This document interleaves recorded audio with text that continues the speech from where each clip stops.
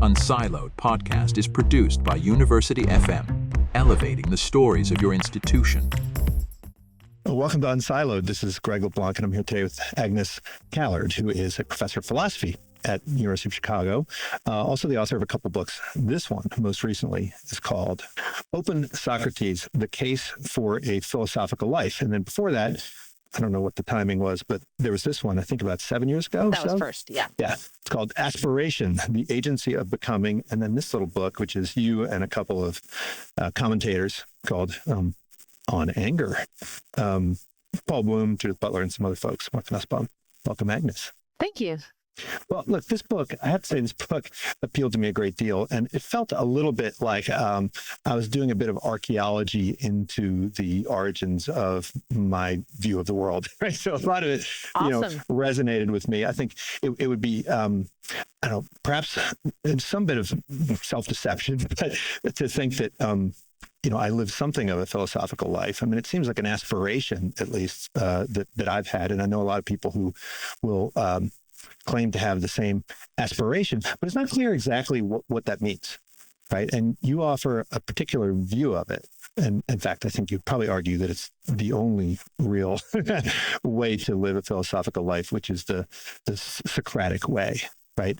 To live like Socrates does in some way, to live a life of inquiry, of the pursuit of knowledge, perhaps. Yeah. Is that a good way to summarize? I mean, you have a bunch of different summarizations. I think that that's a good way to summarize it. I think maybe the central way in which it differs from what a lot of people mean when they say philosophical life is that they imagine somebody spending a lot of time in a room by themselves. And the Socratic version of the philosophical life is centered around the thought that you don't already have knowledge, and you don't already have it not for an accidental reason, but because you yourself are not sufficient to the process of acquiring it, which is to say, thinking, which is the process of acquiring knowledge, is not something you can do by yourself. And so a philosophical life, as presented in my book and as presented in the Socratic dialogues, I would argue, is a life of human interaction. It's a way of engaging with the people around you. It's a life of conversation. Yes. Right. But I think you also said somewhere that it's not just that thinking is a group activity or at least a dyadic activity, but it's also work, right? I think you said some people view thinking as akin to breathing, something that's kind of automatic. But I think, we all know that thinking is you can be a lazy thinker and you can be someone who actually takes it seriously. Yeah, so it is, I think it's actually work in two ways. It is different from breathing in two ways. One way in which it's different from breathing is that, yes, it requires a certain amount of effort. And I sort of think another way to put the point I just made earlier is like, nobody's really willing to put that much effort in until someone else pushes them. And so the ways we push each other in our interactions are crucial to thinking. So there's effort involved. But there's another thing, which is that Aristotle draws this distinction between a kinesis and an energeia. An energeia is the actuality or the completion. And an energeia is completed every moment in time. It's like seeing or something. Breathing maybe not be a great example, but seeing or just like enjoying a work of art where at every moment you're fully enjoying it. And he distinguishes that from a process, which is not completed every moment, but is moving towards some kind of completion point, like building a house. Building a house is not completed every moment. When you only have the basement, you don't have the house yet. Thinking is more like a kinesis and less like an energeia. And I think a lot of people think of it as like they think of it as like an actuality, but Socrates thinks of it as a process. It's a process of gradually acquiring knowledge. And so it's work, and you're working your way towards a goal. Yeah, but you also talk about the distinction between problem solving and questioning. So, Yes. I mean, it seems like, yes, I think decision theorists and cognitive psychologists, they also know that there is kind of thinking fast, thinking slow, easy thinking and hard thinking. But I think most of the things that they would characterize as thinking is concerned with problem solving, right? Which is not necessarily a philosophical activity, right? Right. So, um, a problem is something that you is like an obstacle. It's when there's something in the way of doing something else that you wanted to get done, and you're removing the problem so that you can go on with doing the thing you wanted to do in the first place. I say obstacle is just the Latin version. It's like a very direct translation of problem, which is the Greek word problema. And so like if there was a big boulder in front of you or something and you couldn't get, and you'd have to like work around the boulder or make the boulder moved or something like that. You don't care about the boulder. You're not interested in the boulder. As soon as the boulder is removed, you forget about the boulder forever. The thing you do to problems is dissolve them or remove them. And what dictates sort of like your motivation and your behavior is the thing that you wanted to do independently of having this problem, like get somewhere. And I think philosophy concerns itself not with problems, but with questions, where the thing that you actually want is the answer to the question. And you're not trying to answer the question so that you can get on with something else that you were doing anyway. That's what you were doing. You were on a quest.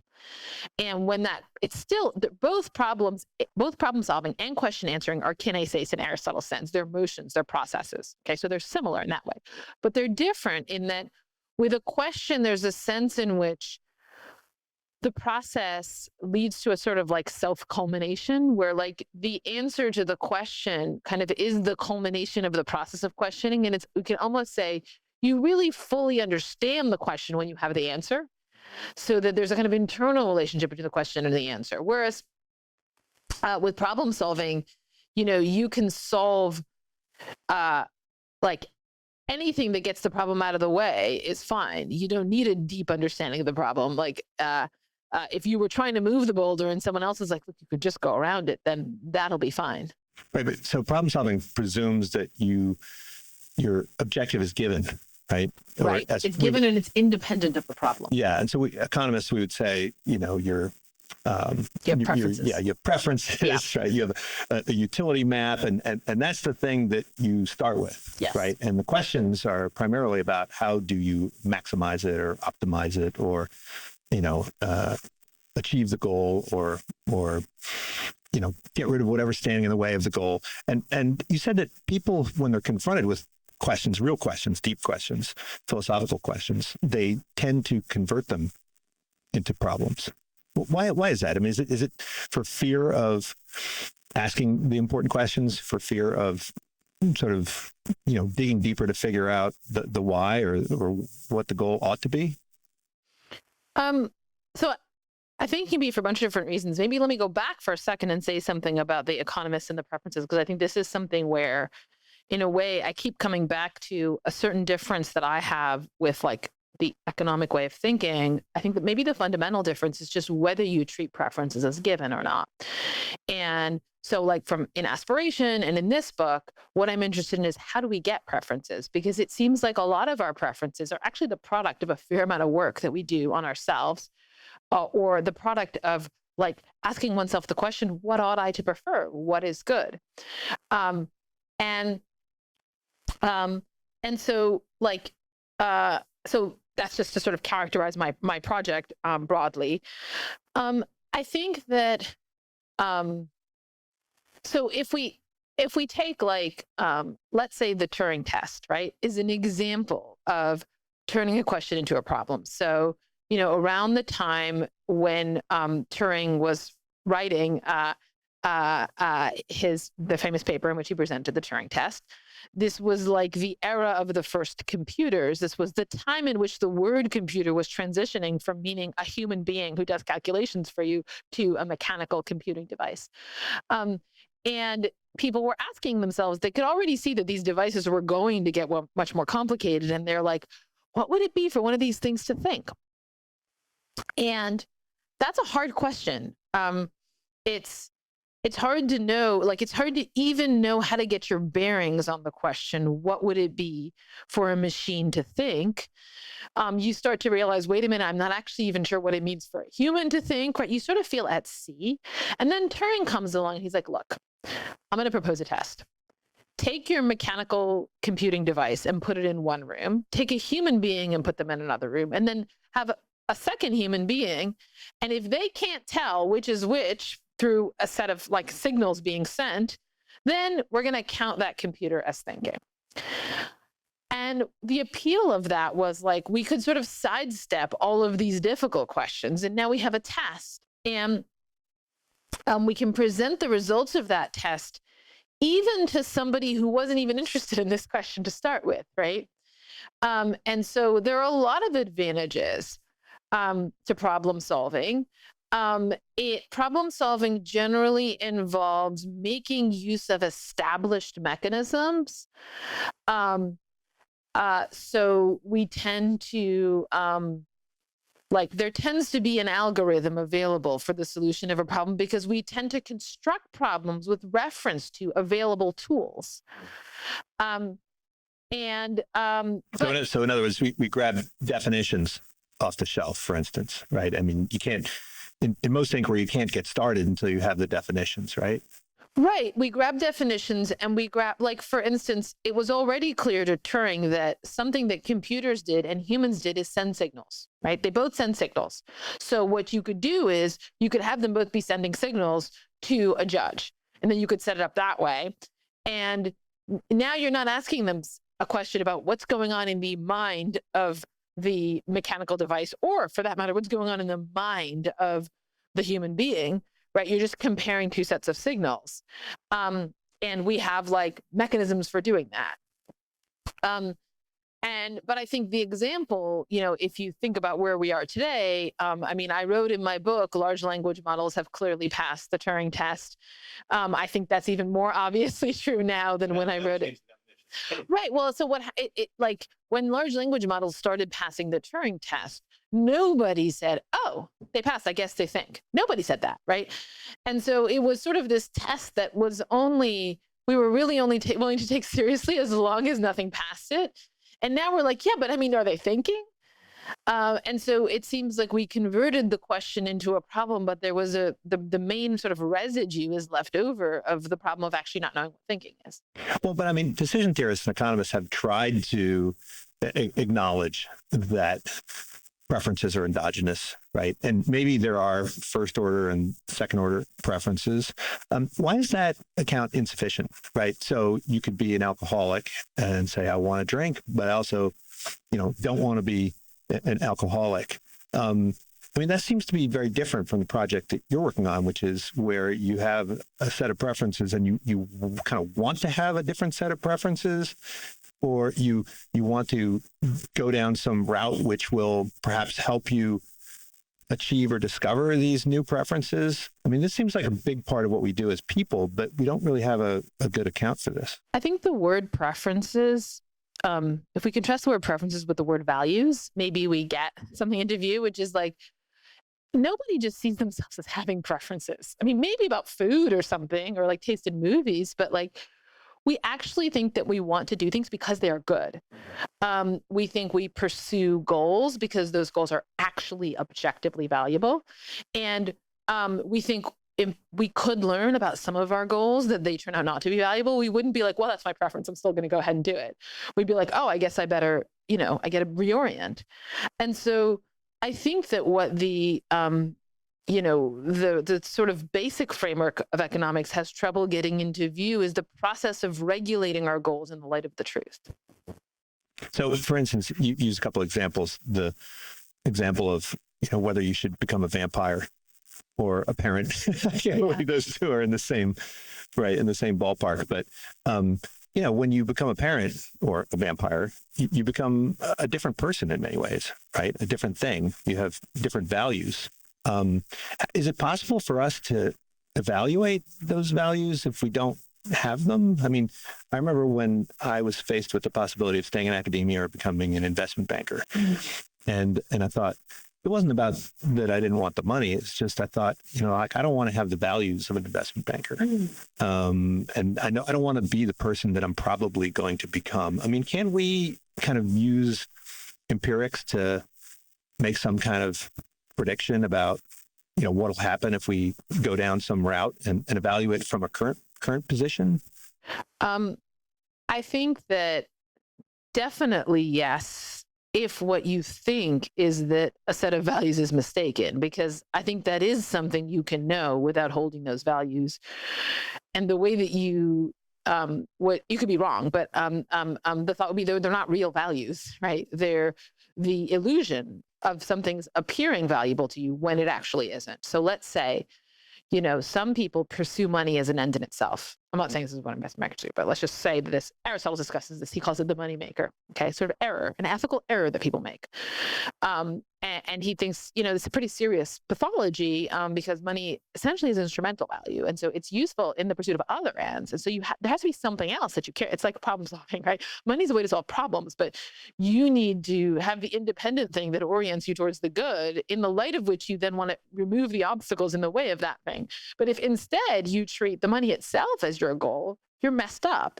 Your values are they're wrong. That is, you value something that isn't valuable in the way in which you value it. You value it as intrinsically good when it's only instrumentally good. Okay, I absolutely think you can know all of that without getting yourself into it. In fact, arguably, you can't know it if you let yourself get into it. Because once you let yourself get into it, you become captive to that illusion. And money appears to you to be intrinsically good. I talked to a guy who used to work on Wall Street, and he said, everybody that worked on Wall Street, at least when he worked there, had a number. That was the number which, when their bank account would reach that, then they were going to quit. And he said everyone he knew could tell you they had a spreadsheet open. They knew what their net worth was, and they could tell you at any given time what it was, and like how far it was from their number.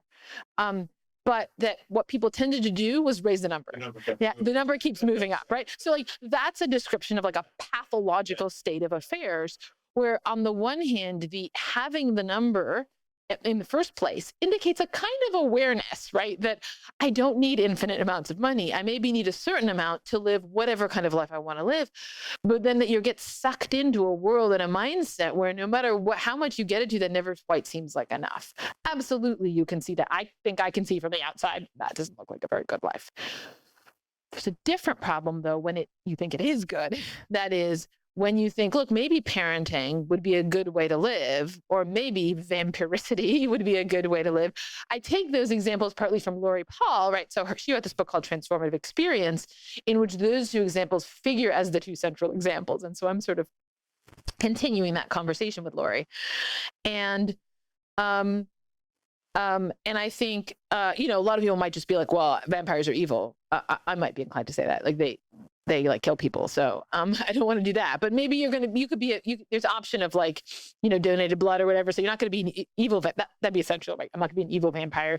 And then it's like, well, it's this other mode of living where, you're immortal, but you only come out at night and you look really cool and you have all these powers, but you're separate from human civilization. And like, that's like a different mode of living. And you're asking yourself, should I have that other mode of living? And Lori, what she's trying to do is get you to see that a lot of the like transitions in life really are kind of that dramatic. That is, becoming a parent is a really big transition. You're kind of becoming a different person. Your fundamental core values are shifting in that you're coming to value a being who didn't even exist before. And so she wants to sort of problematize or have you puzzle over, how could you make such a decision? Yeah. I mean, I remember I had a conversation with a friend of mine, and she said, she didn't want to have children. And I said, well, why? And she said, well, it would get in the way of all the things that that I currently want to do. I said, well, how do you know that you would want to do them once you had the child? Right. Right. And, we don't know. But I mean, we can kind of do some empirical research. Right. Bit, in fact, we can learn that we wouldn't. That is, I can know that if I have a kid, my preferences will shift. And like, right now I love staying out late at night and partying. And but if I had a kid, what I would love to do is take care of my kid. That doesn't answer for me the question, which set of preferences should I be trying to satisfy? In order to answer that question, I have to ask myself something like, well, which is better? That is, which set of objects that I'm valuing in both cases is actually more valuable? Well, you spend a lot of time in your work talking about, I guess, more sentences, kind of the idea, I value this, but I know it's not valuable, right? Or, I think this, but I know it's not true. I mean, so don't we have to start there in order to acquire knowledge or to acquire to value the right things? Don't we have to start with some admission of imperfection? But it's very difficult. Yeah, so I'm very excited you're asking me about more sentences. I've talked a lot about this book, and very few people have wanted to talk about that. So I don't talk a lot about them, but I do talk about them in one chapter of the book, and it's an important chapter, so of Open Socrates, not of Aspiration. So a more sentence has the form of something like P, but I don't believe it, right? Or not P, but I do. We'll just focus on P, but I don't believe it. Those differences are not very important. And so let's say that, so the example of I use in my book is honey doesn't spoil. But let's say that I, Agnes, don't believe that. That is, I think honey spoils just like everything else. I'm just not aware of this fact, right? So this is like a fact about the world, that honey doesn't spoil, but that Agnes is unaware of that, doesn't believe it. And normally you might think that for any fact about the world, any inhabitant of that world could believe it, at least conceivably, right? And like you could believe this, that honey doesn't spoil, but Agnes doesn't believe that. That's something you could believe. But I can't. It looks like I can't believe it. That is, I can't say the sentence, honey doesn't spoil, but I don't believe that. So I just said, honey doesn't spoil, that first part of that sentence, in expressing, in avowing and asserting the proposition, what I'm doing effectively is saying that I do believe it, right? This is a philosophical paradox, and philosophers are just like deeply, deeply puzzled by this. Like many, many philosophers spend much of their lives on this problem. And the outside world, I think, might just be like, why are you guys so obsessed with these Moore sentences? I mean, Wittgenstein, famously sort of thought like, this is like Moore's great contribution to the world. I think it's because there's something. The Moore sentence is not a contradiction, right? If I were to say honey spoils and it doesn't spoil, we can see why I can't believe that. I can't believe it because it can't be true, because something and its opposite can't both be the case. But the thing that I can't believe can be true. It might be true. It might be that honey doesn't spoil, but I don't believe that. But I can't say that sentence. I can't believe it to be true. It's a blind spot for me. Okay. And now it looks like it's a blind spot, not just about honey, but about anything I'm wrong about. That is, anything that I'm wrong about, I can't believe that I'm wrong about that thing. Why? Because in believing it, I believe that it's true. That's just part of what belief is that you believe that your beliefs are true. You wouldn't have that belief if you didn't think that was the case. And so you were saying, oh, doesn't philosophy begin from like realizing that you're wrong? I think, well, I mean, if it did, according to most philosophers, philosophy would be impossible, because you can't be aware that you're wrong. Because being aware of that involves like thinking that the thing is right. Okay. What I try to do in that chapter of my book is say, actually, you can believe this kind of sentence. You can believe it in the context of a conversation where you're driven to assert it. And so I can't, sitting in my room by myself, I can't say anything like honey doesn't spoil, but I don't believe that. But in the context of a conversation where you're refuting me and you're getting me to see that I'm wrong about something, I can actually say it, and I give examples of how this actually transpires in one of the Platonic dialogues. And so in a way, what I'm trying to do there is to say that there is this state from which philosophy begins, which is a kind of self-awareness of being wrong, but it's a fundamentally social condition. It's what happens in an interaction where you've pushed me on something, you've pushed me to contradict myself. And then I'm like, oh crap, like I'm saying a thing, but I can see how it's wrong. So there's a very special circumstance that makes possible that kind of sentence. And so the kind of humility from which philosophy springs is itself like a social achievement. But I mean, is there a difference between the questions you call untimely and sort of ordinary questions? I mean, Yeah. 'cause in the scientific world, you can say, I believe this, but I could very well be wrong, right? You basically speak in probabilistically, right? You speak provisionally. You have provisional beliefs. I believe that the Earth goes around the sun, but hey, if you show me X, Y, Z, I'll ditch it, right?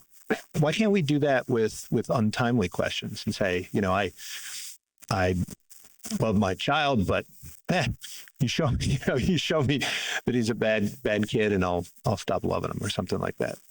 So, the first thing to do is just to say there are a lot of sentences that are similar to more sentences that are not paradoxical. And a lot of what passes for humility in our world are versions of those sentences. So, for example, I might well be wrong about this, or I'm wrong about lots of things, or in the preface to a book, like probably there's something wrong in here, or I was wrong in the past, or even I will be wrong about this in the future if you know you're forgetful or whatever, right? None of those are paradoxical. So you really have to be very sort of precise about, I am wrong about this claim right now. That's the only one that raises the paradox, not I might be, I could be, I probably am, I will be, I was. All of those are non-paradoxical. And so, in fact, you can sort of see that people gravitate towards those non-paradoxical claims. It doesn't hurt to say those ones. People are very happy to be like, oh, I'm wrong about all sorts of things. I might be wrong about this. Like, I'm just human, right? Those are not hard things to say.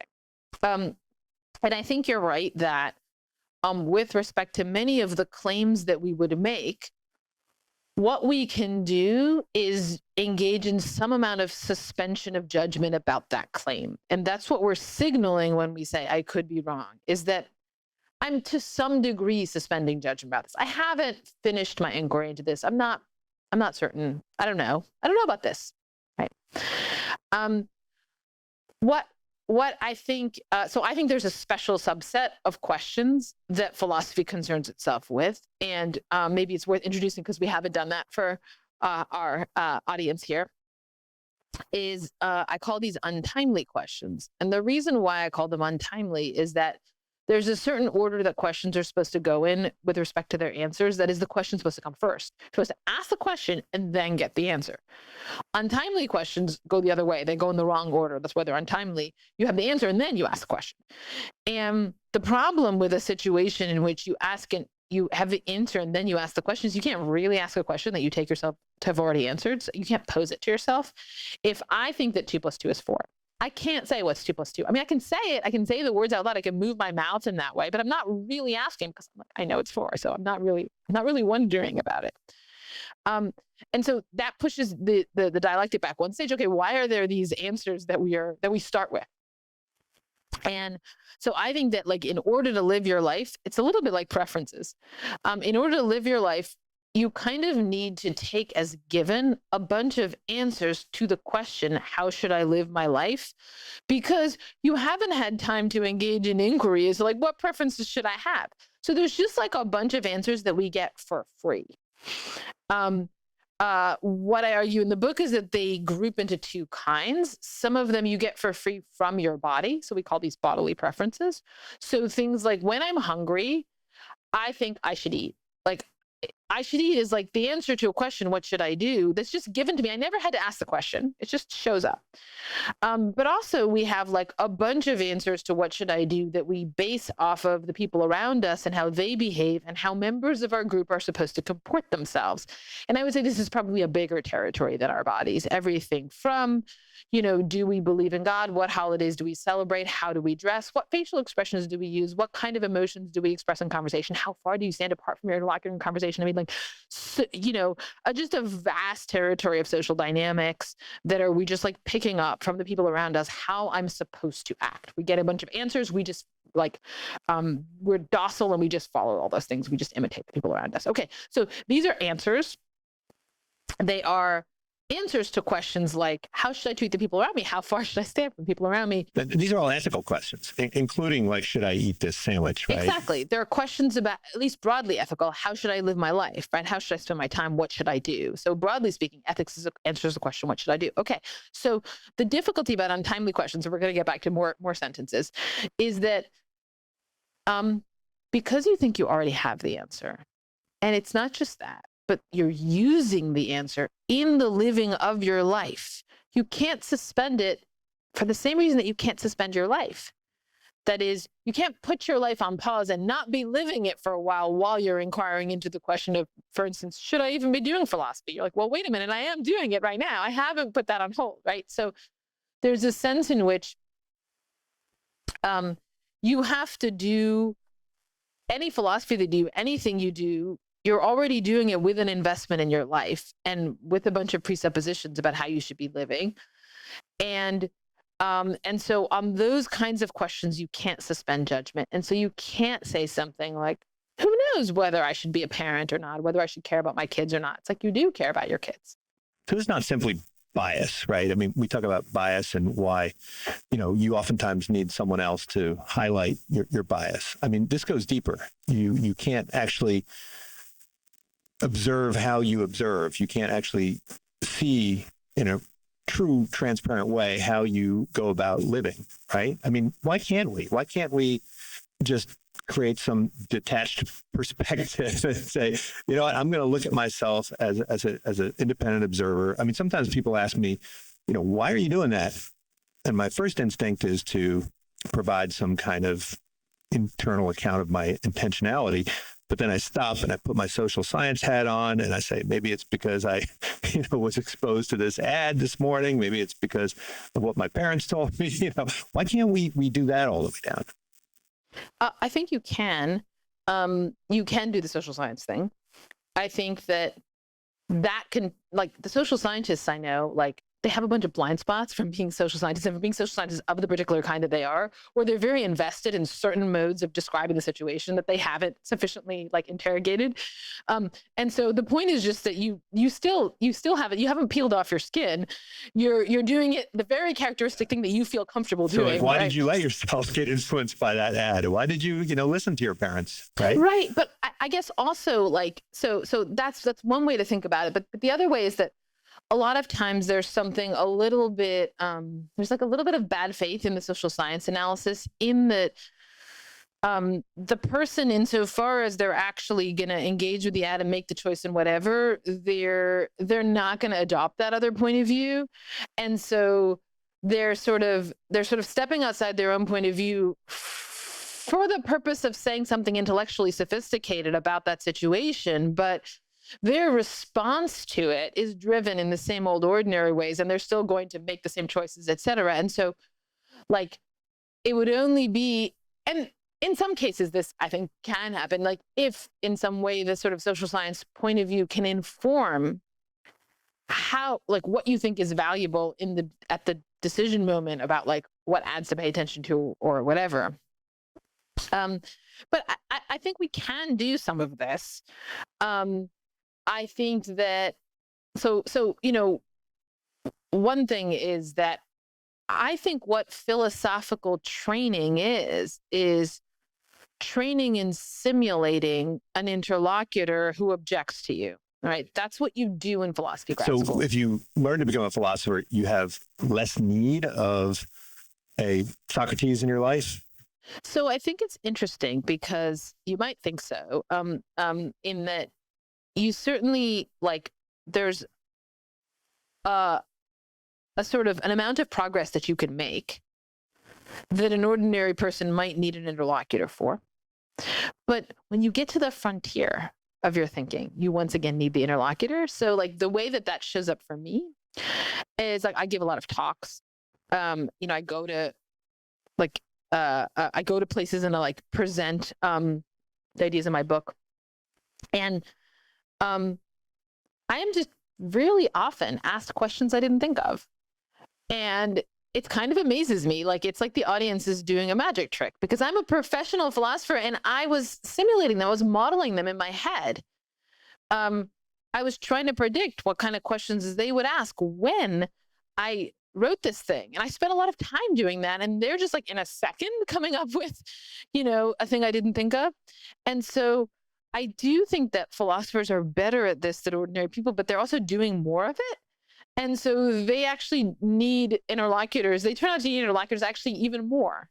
So you don't need, I think one of the points in the book was that maybe you should go and find one of these gadflies and spend some time with them.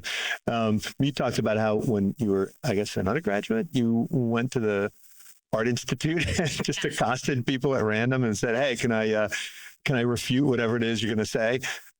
Maybe go out and find people like that. But Socrates didn't have people like that. He had Alcibiades and he had Crito and all those folks. I mean, did talking to them, was that necessary? Was that a necessary part of him becoming Socrates? Yes, I think it was. So I think that, we don't have much by way of young Socrates, and we have the Parmenides, which is like older Plato giving us a little bit of Socrates being, thrown around the ropes by Parmenides. But basically, what we see in the Platonic dialogues, especially in those dialogues that scholars think really represent the historical Socrates, are representations of Socrates when he was in full swing, as it were, right? And so we don't see him getting there, but we see his sort of description of like his process, which is one where he learns by refuting people, and by refuting people, he gets better refutational tools. And those refutational tools just are the things that we, could name as like Socrates' principles, like his views, his ideas. So I think that, it is a striking fact about the Socratic method that there are two different roles. That is, there's the Socrates role, who's like the gadfly, and then there's the role of the interlocutor, who's the person he's refuting. And those roles are quite asymmetrical, both in that they do different things, but even more significantly, they require very different amounts of prior training. So sometimes people ask me, like, thing I don't discuss in this book because Socrates doesn't discuss it, but I think it's a pretty significant part of my life, is like, how do you be a philosophical parent? That is, how do you engage philosophically with your kids? And there's a sort of thing that I hear said often, which is like, oh, children are natural philosophers because they're always asking questions. Now, that doesn't correspond to my experience of my children. That there might be a wise stage when the kid is like 3 or whatever, but no, my kids don't walk around constantly asking questions. They're not obsessive questioners. What they are is answerers. That is, my kids are very happy to be interrogated on almost any topic and answer as though they knew, just like Socrates' interlocutors. Sounds like my MBAs. People like answering. They're ready to answer. They're excited by the thought that you want to hear their answer. And I think answering requires less training than asking. It requires less kind of experience in philosophical activity. And so Socrates had to kind of relegate himself to the Socrates role because he was dealing with a bunch of people who didn't know how to do philosophy yet because he was just making it up. But he says, like in the Gorgias, I'd love it. I'd love to meet Socrates. I'd love it if somebody would refute me. I would prefer that. Well, I mean, a lot of people say that Socrates was a jerk, and even philosophers will say that he was a bit of a jerk and that all he did was ask questions. And unlike the other ethical theories, right, Stoicism, Epicureanism, or, we talk about utilitarianism, deontological approaches now, and that's the stuff that we typically will teach in, say, an ethics class here in business school. Why has no one offered up the Socratic view as a coherent ethical philosophy to compete with those others? Until now.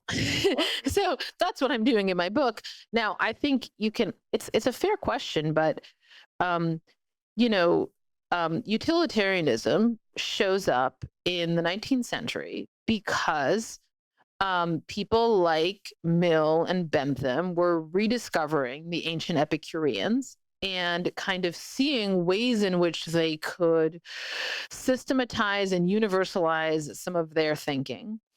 And you can ask, why wasn't it discovered before? It's like, well, great that we did it at any time, right? And, in the previous century, you had Kant doing the same thing for the Stoics. That is, Kant kind of says, like, I'm a modern day Stoic, and he's taking this Stoic idea of cosmopolitanism, of, having a kind of rationality take a legalistic form, where what fundamentally the rational thing to do is to like behave as an appropriate member of the group that you're in, where that group is then defined in terms of its power of self-legislation, right? It's a deeply Stoical thought that Kant is sort of adapting, universalizing. So that's, you have Kant in the 18th century, you have Mill in the 19th century. In the 20th century, you have people like Philippa Foot and Rosalind Hursthouse, Elizabeth Anscombe, sort of doing that for Aristotle. So you get neo-Aristotelian virtue ethics, which is really a way of trying to put a third menu item on the table when you've got utilitarianism and Kantianism. The thought is, no, you don't need to maximize utility, and no, you don't just need to be following these moral rules and respecting human rights. What you should be doing is exhibiting the virtues of justice, generosity, temperance, etc. Be like the Phronimos, be well brought up, and kind of be an exemplar. Pursue the noble, right? That's Aristotelian ethics. And you could say, why did that show up so late? I don't know. But I'm kind of right on schedule here, right? I'm in 21st century, and I'm saying we can take the thought of Socrates and create a systematic ethics out of it. I think you're right to point to the thing that seemed to stand in the way. So the thing that seemed to people to stand in the way wasn't Socrates just asking questions? That is, isn't he kind of just like, the way I put in the book is like pouring a sort of critical thinking sauce over everything else? Just think about everything you were doing and thinking about, think about it a little harder, and, be open-minded and be humble and whatever. And I want to say, no, there's just a lot more to the way that that Socrates was pursuing his inquiries, to the point where there are actual ethical precepts that I can pull out of these texts. Not hard to pull them out because they're literally stated in propositional form over and over again, in fact. That is, Socrates, maybe more than any other thinker in history, had sayings, right? And he'll list them. For instance, at the end of the Gorgias, he's like, let me list all of my views. Here they are. So it's not that he didn't have views. It's not that they weren't ethical views. It's not that he didn't argue for them. He did. It's that the way he argued for them was by interrogating other people, because he thought in some way that his views were the views everybody had to have. And so he could show you that actually you're Callicles, right? And you're like, all I want is hedonistically pursue pleasure and be immoderate. And Socrates is like, no, that's not what you want, Callicles. I'm going to show you want my thing.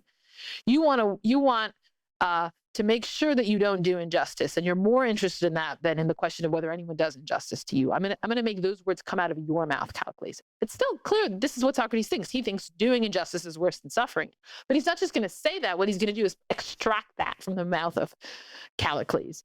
And so, you could have imagined a similar problem arising for, and I believe it did arise for, the sort of originators of neo-Aristotelian virtue ethics, where the Kantians and the utilitarians come to them and they're like, well, how do you solve the trolley problem? Do you make the trolley turn it so that it only kills one person, but then you're using that person as a means? Or do you let it go and not interfere, and then you haven't wronged anyone, but you violated the utilitarian principle not to have it kill 10 people? And the Aristotelians are like, guys, ethics is not about solving trolley problems. Like, you guys are just wrong in how you're framing the basic idea of ethics. And the Kantians and utilitarians like, well, this idea of be just or be generous, don't you have to cash it out as either maximize utility or follow the moral law?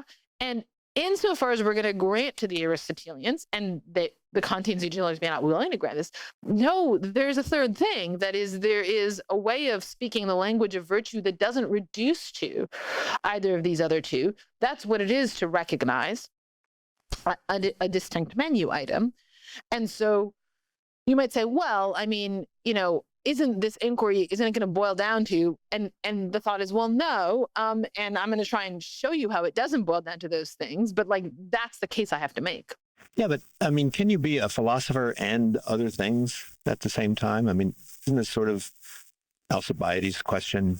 If I'm a philosopher, then how am I supposed to go and conquer all these lands and get rich and do all that stuff if I'm in the forum all day, asking questions? Well, you could ask that can you be a utilitarian and conquer all these lands? The answer might be no, because it might be immoral to do that. Can you be a Kantian and conquer those lands? Nope. Once again, because you might be using a bunch of people as a means. So yeah, your philosophical ethical system is going to constrain how you live your life. That's kind of the whole point of an ethical system. But I do think that the Socratic approach is one that can be inflected as a way of doing uh, like a lot of what you were doing in your life, the Socratic approach says, do all that same stuff inquisitively. Now, there may be some things you can't do inquisitively. Don't do those things. But, or, it may be that there's some things that you can't do inquisitively, but you simply have to do them to survive or something. Like, as long as they're not unjust, that's fine.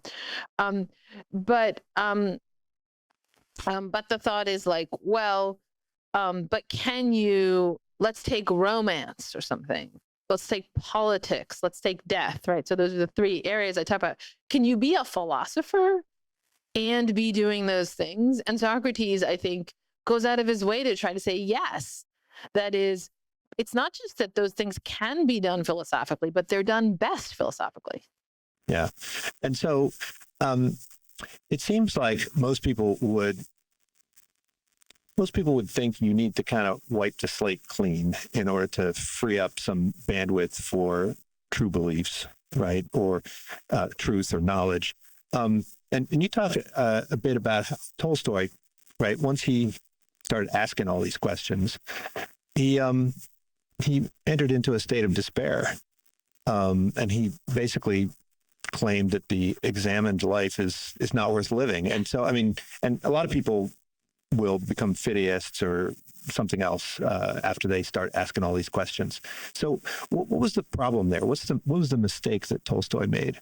And what is the mistake that people who generally fall into despair are making when they start asking a lot of deep questions? Yeah, so I get this question a lot. And in fact, I've gotten it in the form. I had a friend who got super into philosophy and was asking themselves these questions and drove themselves into despair and didn't cheer up until they got out of it. A number of people have brought up this happened to them or this happened to a friend of theirs. And I always ask them, tell me a little more about this friend of yours and how philosophy drove them to despair. Here's two different scenarios of them really getting into philosophy that I can imagine. One, they read a bunch of philosophy books and spent a bunch of time sitting by themselves, pondering those books or writing notes to themselves about the books. That's scenario number one. Scenario number two, they found a way to engage philosophically with all the people in their lives. And so they were constantly having philosophy conversations with all the people around them. No one has ever yet said that it was number two. That is, no one has ever yet given me an anecdote of a friend who was driven into despair because he was able to engage the people around him philosophically to such a degree. So, and that's also not what happened to Tolstoy, right? What happened to Tolstoy is that he drove himself to despair because he tried to do something by himself that you can only do with other people. So hopefully with a trained philosopher, or does it need to be? Even Socrates wasn't a trained philosopher. Yeah. Right? Self-trained. Yeah. But you also make a distinction between studiously trying to avoid error and courting error by making assertions, taking on beliefs. How are they different? Can you err too far in the direction of just trying to avoid mistakes? I think that you can't help but err in either of those directions unless you have an interlocutor. So in a way, this is like the central presentation that I give in the book of why inquiry requires two people, is that in order to know anything, here are two things that have to be true of you. One is that you need to have some truths. That is, there needs to be some true things that you've got in your head. You don't know anything. That's not the case. But also, you have to have avoided falsehoods, right? You can't just be believing a bunch of false things and a knowledgeable person. It's not like that. And now initially you might think, well, having truths avoid falsehoods, those are the same thing. And sort of retrospectively, if you have a truth, it's correct. They are the same. That is, if you have any truth, for instance, if I learned that honey doesn't spoil, I've now avoided the falsehood that it does, right? But prospectively, when I'm not sure what I'm going to believe, depending which of those two goals I'm optimizing for, I'll make the opposite choice. That is, if what I really want is to have a truth, then form a belief one way or the other, because that's your only shot at having a truth. And if you really want to have a bunch of truths, as many truths as possible, form as many beliefs as possible. Some are going to be wrong, but you'll have as many truths as possible by forming as many beliefs as possible. If what you really want to do is avoid falsehood, suspend judgment about everything. Then you'll avoid all the falsehoods. You won't have any falsehoods if you don't have any beliefs. And so the problem here is that the two fundamental goals of inquiry are in tension with one another. They pull you in two different directions. One of them is, kind of think something, have a view, answer the question, guess if you need to, make something up is wrong, but still just say it, say something. And that's the job of Socrates as interlocutor. And he'll walk up to someone and say, okay, what's virtue? And they'll give the answer. He's like, nope, try again, right? And they just got to keep trying. And then that person's job is to have a truth. And Socrates' job is to question that and say, wait a minute, I'm not sure I can accept that. And here are the problems with it. And they work through it. And so you could say that Socrates' job is the job of being the skeptic, and the interlocutor's job is the job of being the dogmatist. And both of those are vicious states considered by themselves. That is, you shouldn't be a skeptic and you shouldn't be a dogmatist.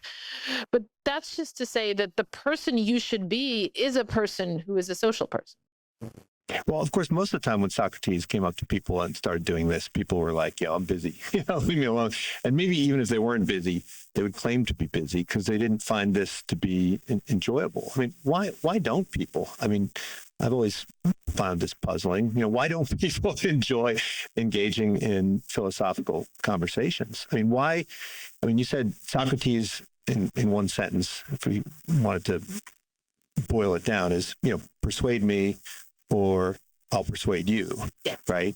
But if you walk up to somebody and say, hey, persuade me or I'll persuade you, most people aren't interested in that. Maybe they're interested in persuading the other person, but they're not particularly interested in being persuaded. Right.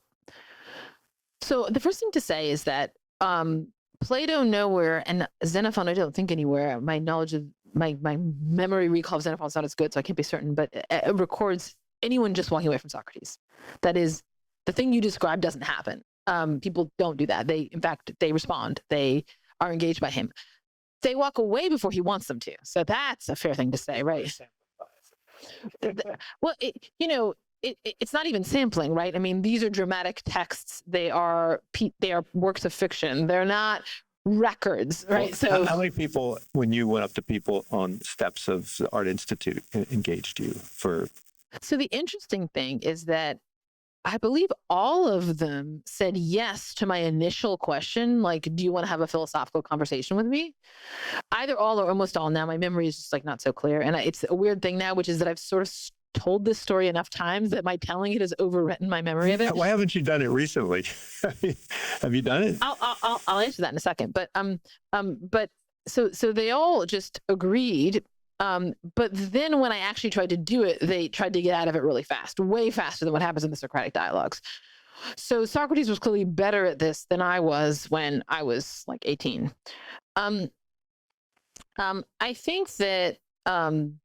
I think that I have spent my whole life since then figuring out how to do that, but make it work.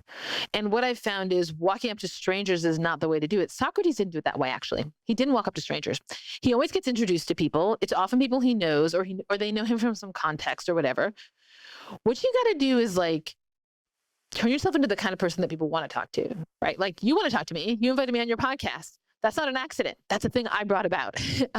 So I've crafted my social world so that people are eager to talk to me and I can have inquiries with them.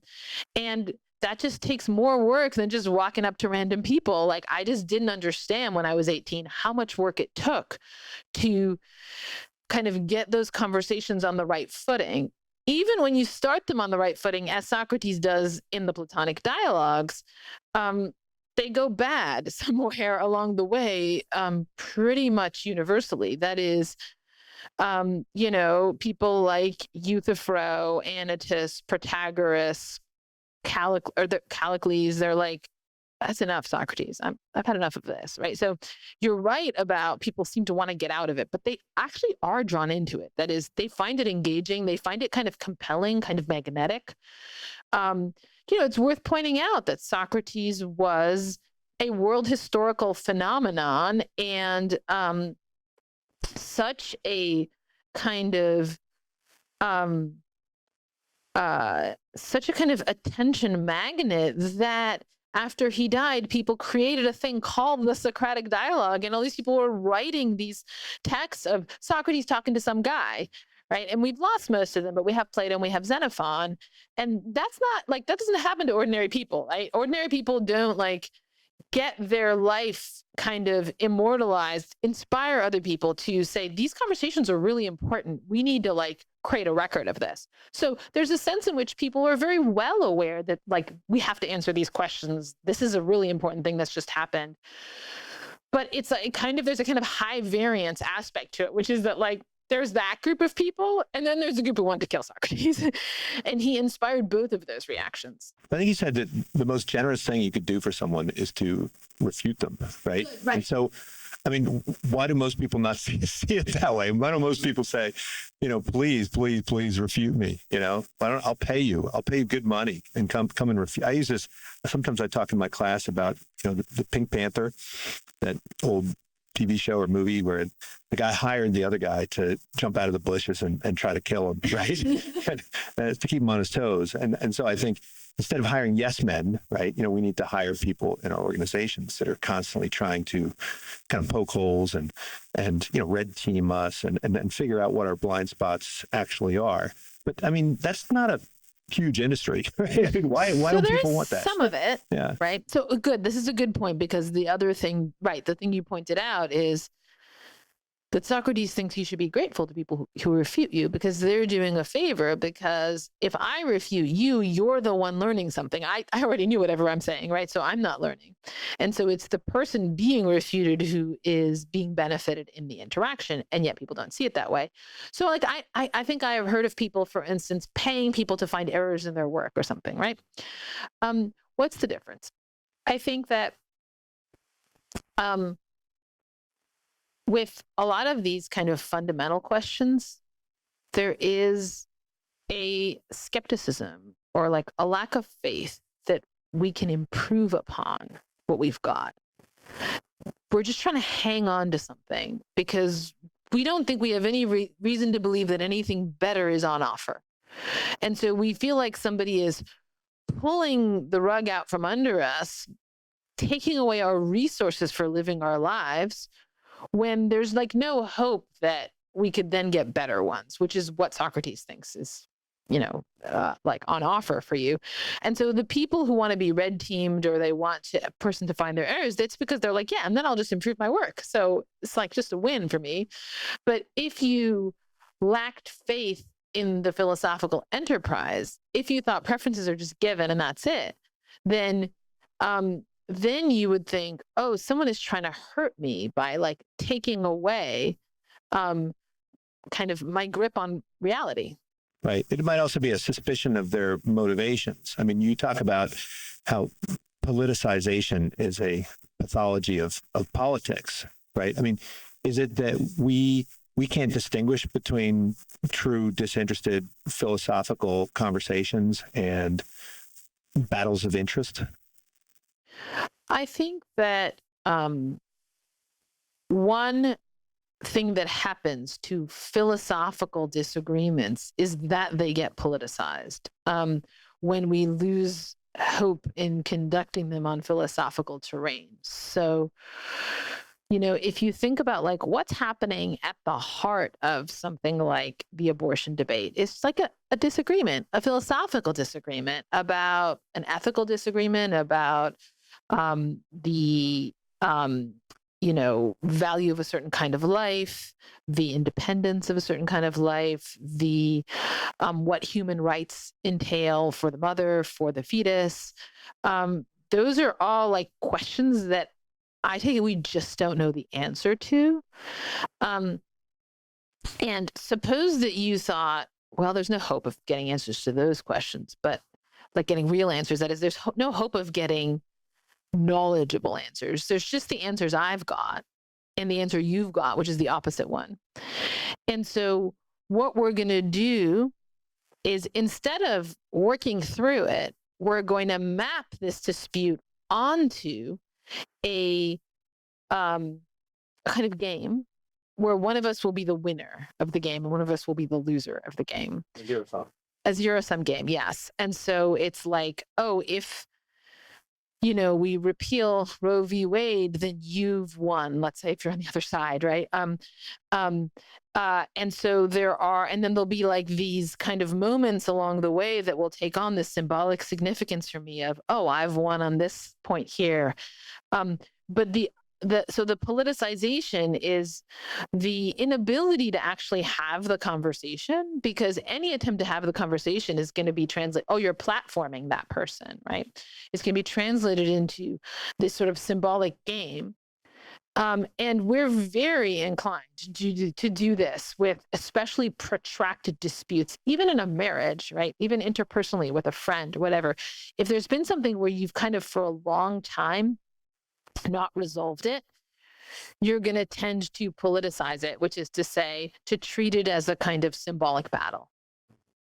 Well, I think there's also an ethics of persuasion, right? So in business school, we always talk about, here's how you can get other people to, do what you want them to do.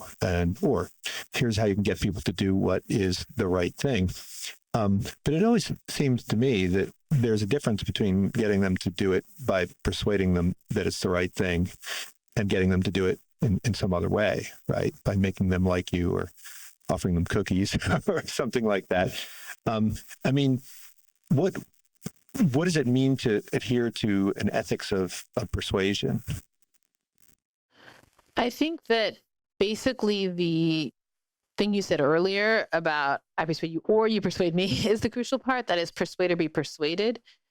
If the standard ethos is one where I'm just trying to bring it about by whatever means necessary, that you have a certain belief. Yeah, get you to assent to the proposition. Exactly. And maybe I don't even care whether you assent. Maybe I just care whether you behave in accordance with it or something, right? And but the thought there is like, that might not be a success case if I was wrong in the first place. Then if I've gotten you to agree with me, we're even worse off now. And so if I don't already take myself to have knowledge, then I should view the success case in a disjunctive way. That is, we could succeed by me persuading you, or we could succeed by you persuading me. Those would both be equally successful resolutions of our interaction. And I think in the politicized interaction, that's never going to be the case. It's never going to be the case with parties to an abortion debate that the person is saying, look, we might both win by me becoming convinced that you're right about this. But the only way to conduct an inquiry, I think, is to have that view be shared among the participants. Or at the very least, it has to be the view of one of the participants. Suppose that I have that view, but you're actually right? And maybe you don't have the view. That's okay, because you're just going to teach me. Is that politicization related to the impatience that you talk about, right?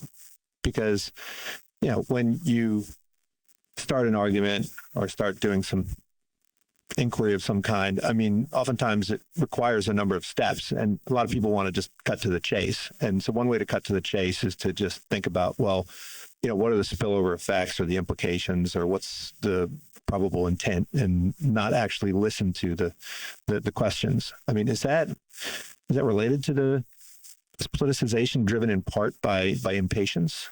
Yeah, I think that there's something right about that, because you do see much more politicization on a topic when people start to feel like it's urgent. Yeah. And then you get all this language that inflates the urgency as well, of like, lives are at stake.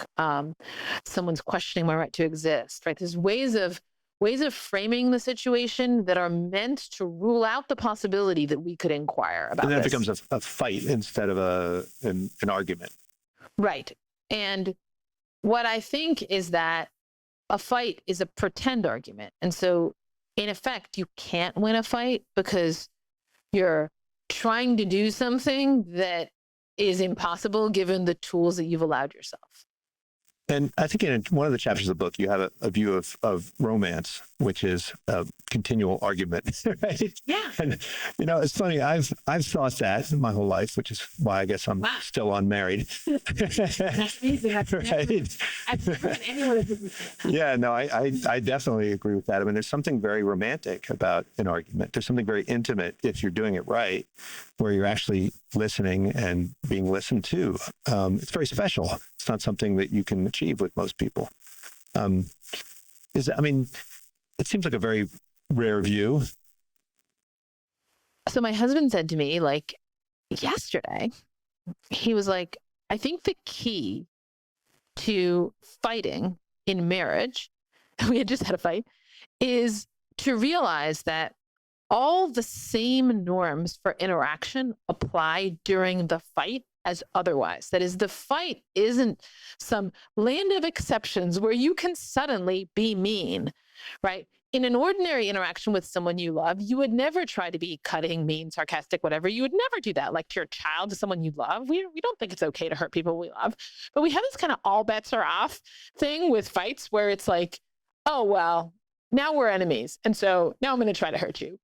And, we don't put it that way. You're like, well, you deserve it, or accountability or whatever. People got other language to dress up our cruelty to one another. And I think, what my husband was saying was that, like, fighting is a really important part of marriage, but you lose that value if it becomes this like land where cruelty is permitted. And so you have to learn how to fight like respectably and responsibly. That is not how not to fight.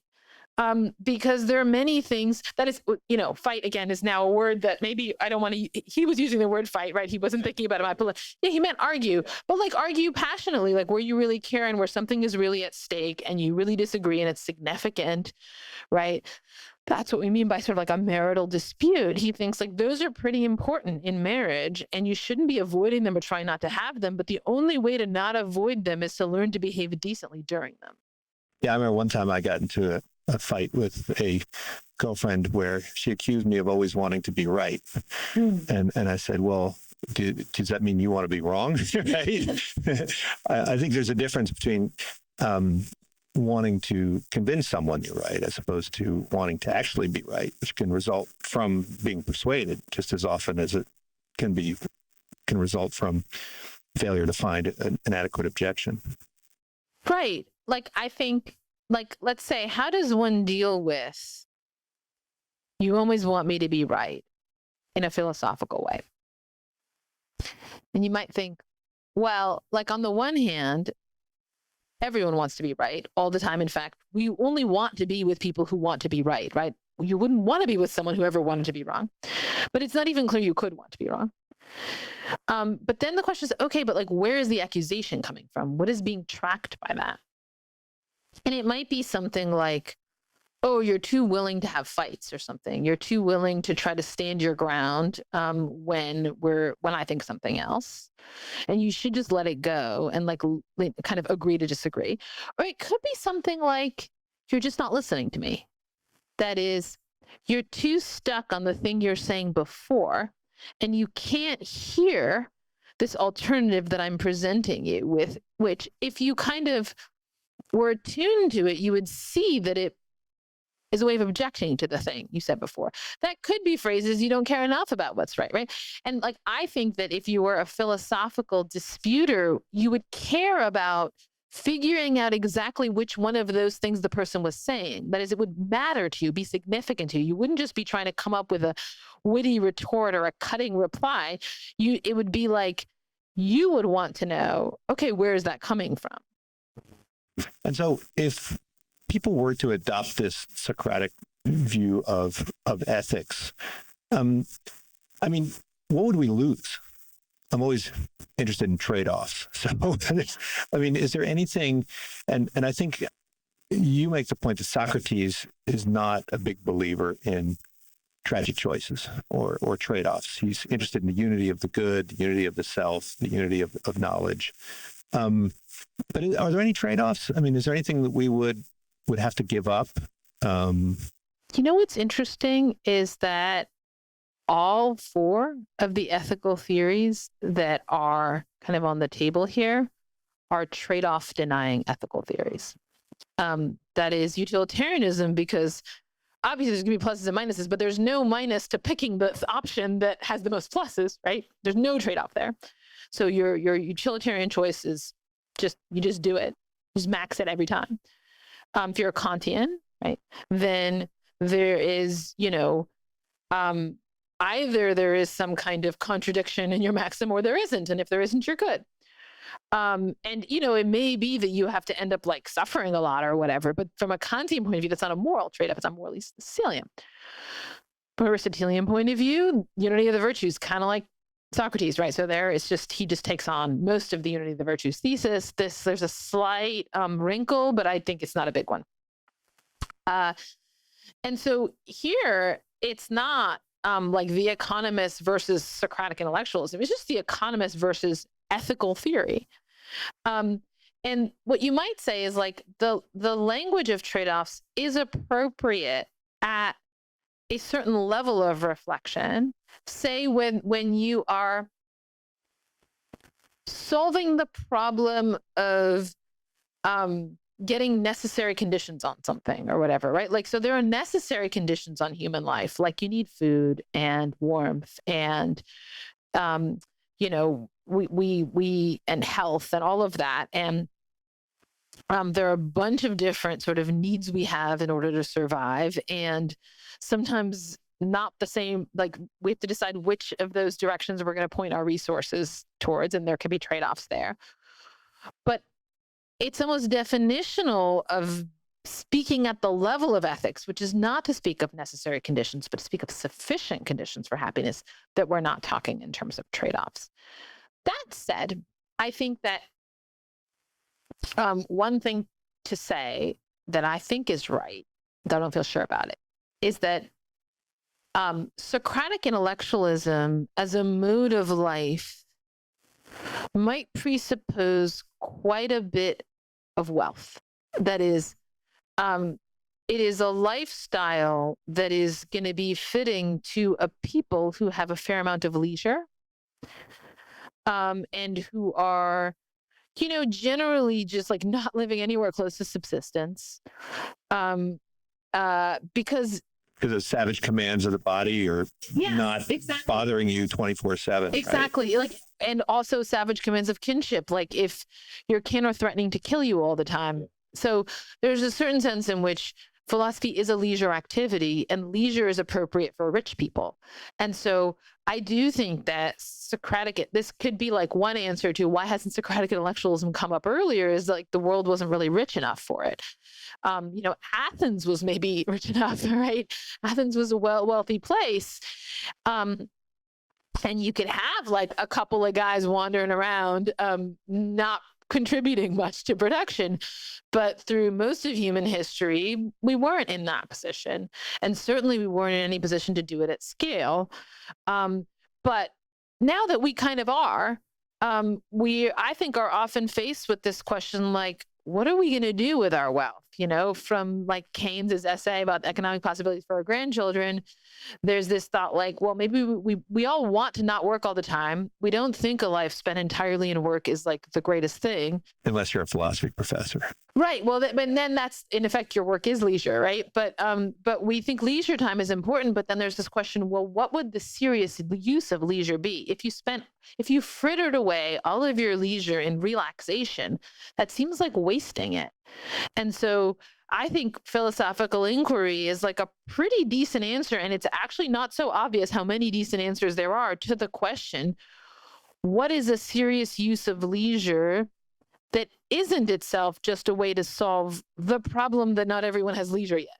So we need like a club med that specializes in philosophical discussions. Yeah, right? we kind of have it. It's universities. Right. Universities are club meds.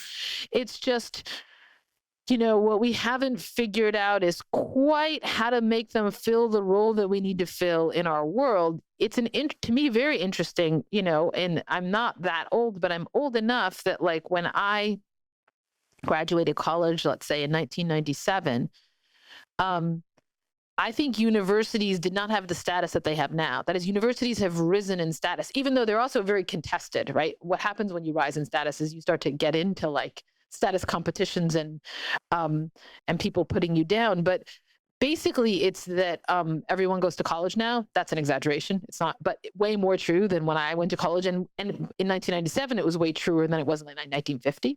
So college has become this gateway to like having a job, right? And so universities are sort of integrated into the economy and into the social world. They have a significance that they haven't had in the past. But we haven't quite figured out how to turn that into the Club Med for Philosophy ideal. Well, I think if anything, it's serving that role maybe less than it was in the past. I mean, I think you wrote an essay once about college as a place for, essentially philosophical inquiry for students. And a lot of people would say that everybody's focused on becoming employable and the humanities have sort of vanished. And I think somewhere you said philosophy is something that most people do in small doses. Even professional philosophers only do it in small doses. So, I mean, why is that? I mean, can't we up the quota in the university, maybe, and make it more mainstream? And has philosophy kind of gotten sidetracked? Has it become sort of a problem-solving exercise rather than a truly philosophical exercise? And has college really become more about problem-solving than asking deep questions?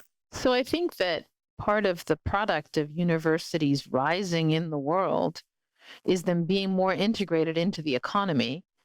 And that means that when you're in a university, you're on a certain kind of career track rather than being in a little island of leisure. Back when they were less important, they could more be islands of leisure. But I take that to be growing pains, and we're trying to figure this thing out. In certain moments, it doesn't go that well. I think that, my favorite people to talk to are professional academic philosophers. They are so in my experience, they really are genuinely doing philosophy. They push back in the best ways. They insist on clarity in ways that really help you figure out what you're thinking. And so in that sense, I think, yes, professional philosophers really are doing philosophy, but are they always asking the most interesting questions? There I have to say no. That is, professional philosophy, just like the rest of the university, has gotten a bit sucked into what we all were doing anyway, rather than having its own separate agenda. And again, that comes from rising in the world. And you rise in the world, you become worldly. And so, it's very competitive. And what happens, I was very surprised to learn this. I'm a fan of competition. I'm just a competitive person. And I had this kind of idea, this naive idea that competition just improves things, because if an area becomes more competitive, then we select the better people and we push them to do more, work harder, and they do it better. And that's just not true for philosophy, I think. I think that competition produces conformity a lot of the time. That is, it produces templates for how to do the thing, where then a lot of people are going through the motions. And so that's a bit of that's kind of the professionalization problem. It doesn't just afflict philosophy; it afflicts all of academia. I think that once upon a time, academia was kind of more of a bunch of weirdos who actually cared about some weird obscure thing that nobody cares about, and now it's like a home for very successful, very ambitious people. Like the academics that I know that are coming up now are very successful, very ambitious people. And the academics that were more like the older generation, there were more weirdos there and more people who were just interested in some random thing. And so that's a thing we have to work through, not just in philosophy, but everywhere. But as a philosopher, my fundamental belief is if we understand what we're doing, we'll do it better. So having clarity about even what our goals are is kind of the crucial move. That's kind of the conceit of Socratic intellectualism, right? Is that understanding is going to do all the work for you. Well, last question, and I think I know your answer. Is philosophy something that should be studied independent of everything else, or should it be baked into everything? If we think about here at the business school, should we have, we have a separate course on ethics. Occasionally we have a course on critical thinking. We kind of hope that it pops up from here and there in our classes. Same in law school. Should philosophy be baked into everything, or should we expect students to get exposure to philosophy? I mean, I'm like you, I got exposed to Plato as a teenager and, was sort of monomaniacal about consuming all the dialogues and everything. But it seems like, where do people encounter this way of thinking? Where do people acquire this as they start maturing and growing in their education? I'm curious what answer you think I'm going to give, because this is a very interesting question and I don't have an immediate answer, but what answer did you think I was going to give? My guess is that you would argue that if people adopt universally, if people adopt this ethical approach to life, this path of inquiry, then they can't help but engage in it with people no matter where they are. So if they're teaching a course on accounting, it's somehow going to come out, right? They're a philosopher who's engaging in the teaching of accounting, and so it'll rub off on the students. So yes, I think that's true. That is, that philosophy integrates itself into sort of everything you do once it has its hold on you. But I also think that there's quite a bit of value in sort of pure philosophy. Like, in so many people, you're not the only one. I'm not the only one with a story about reading Plato as a teenager. A lot of us read Plato as teenagers, and having that like concentrated dose of philosophy made a real difference to us in getting us keyed into the thing itself. I think there are certain authors that do that for young people, and certain kinds of inquiries that do that for young people. Like Plato is one of them, Nietzsche is another one. Like, it's just not an accident that like teenagers read these books, and they're not as much reading Hume's dialogues on natural religion, even though those are dialogues too, right? But there's a way in which Plato's dialogues seem like they feature real people and engaging in with the concreteness of their lives, that I think makes the reader feel like, oh, this thing could really speak to like my concerns and could inform the conduct of my life. So there's a weird way in which the pure philosophy is the kind of will present itself as integrable into what you do. Well, I lied. One more question, because you also mentioned how fiction is a place where we can kind of ask questions that we wouldn't otherwise ask, and whether it's fiction or theater. And I see Plato as straddling the line between fiction and philosophy. And so, I mean, what is it about fiction that unlocks our capacity to, I mean, you mentioned how Tolstoy was able in his fiction to kind of do things all through his career that he only did explicitly as an individual, maybe later in his life. So, I think we love it when something happens in the same order that we have to store the information in our brains, which is like what's going to be true if somebody is telling you a story, right? Like, first this happened, then this happened, then this happened. And that's the same order that you put it in your head. Whereas like, if I give you a philosophy argument, there's no part of it that's like first. There's no temporal order in an argument. You could have the conclusion first and the premises. It's not temporally organized. And so that may be just one of very many ways in which stories really grip us. People love stories. And a big part of getting people to even dip a toe into philosophical waters is you got to find a way to engage them. And so I think that stories are a good way to do that. And they, the great writers, what they do is sort of put your predicament in front of you, but in a form where it feels safe to talk about it because it's not you. There's a danger of just going all in on that, I think. There's a way in which Tolstoy went all in on it. And so I don't think it's like a substitute for philosophy, but I think it can be a road in. I use it that way in my classes. Well, maybe you'll write a novel next. Maybe. Agnes, thanks so much for joining me. Look forward to future work and hope to chat again soon. Thank you. This was great. Unsiloed podcast is produced by University FM, elevating the stories of your institution.